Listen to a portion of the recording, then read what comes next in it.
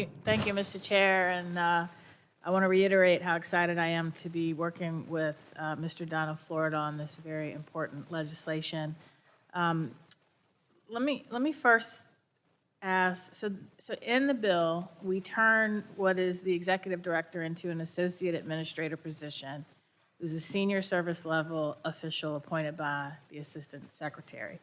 Now this, they're subject to performance reviews and consultation with the chair of the board and any committee members that deal with governance and risk. But Sheriff Atkinson, several times you have raised reasonable concerns about the relationship between the board and what will now be this associate administrator.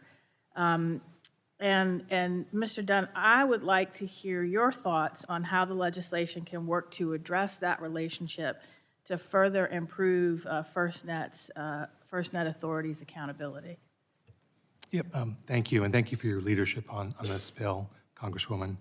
NTIA believes that moving the FirstNet Authority over to be a line office within NTIA will be important to improve performance accountability, but I want to be clear that the strategic decisions for public safety on their network needs to come from the board, the Public Safety Advisory Committee.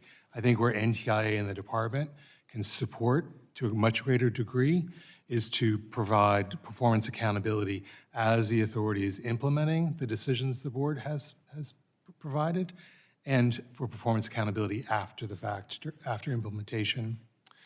I understand Sheriff Atkinson's point, and I think ultimately a solution can be found as Congress considers this bill. Thank you. And Sheriff Atkinson, I mean, your concerns are heard loud and clear. That's why I didn't ask you, but I wanted to make sure that we gave Mr. Dame a chance to respond, and I think this is an area where we will definitely look.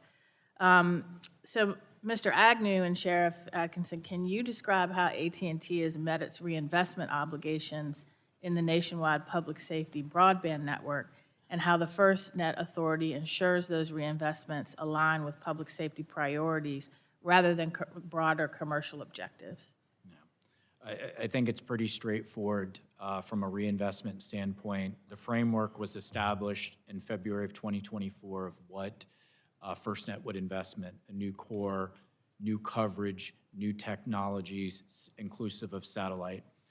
It is now incumbent on the voice of public safety and the FirstNet Authority to determine what those investments are. AT&T is the contractor. We can share our expertise and the technology, but what we don't dictate where coverage goes or the technology it's implemented. We're just responsible for meeting the requirements of implementation. Okay, and Sheriff Atkinson, did you want to add anything to that?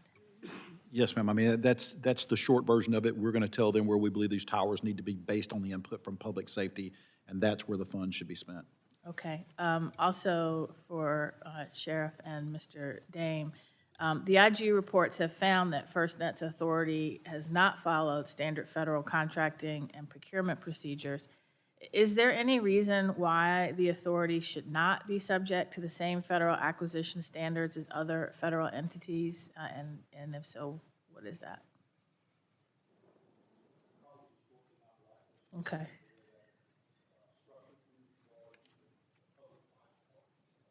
The reality is any procurement we make should ultimately be transparent, accountable, and have something that can be reviewed.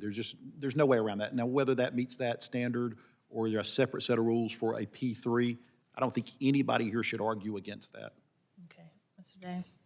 And I would just add that the FirstNet Authority decided to use the federal acquisition regulations, which I think was the right decision, and that the department has provided delegations of authority to FirstNet officials to perform those procurement activities. Okay. I probably don't have enough time for the remaining, but thank you. This has been very helpful. As we said earlier, this is a discussion draft, not the final, and so I for one, have found your testimony very helpful as we move forward, and I yield back.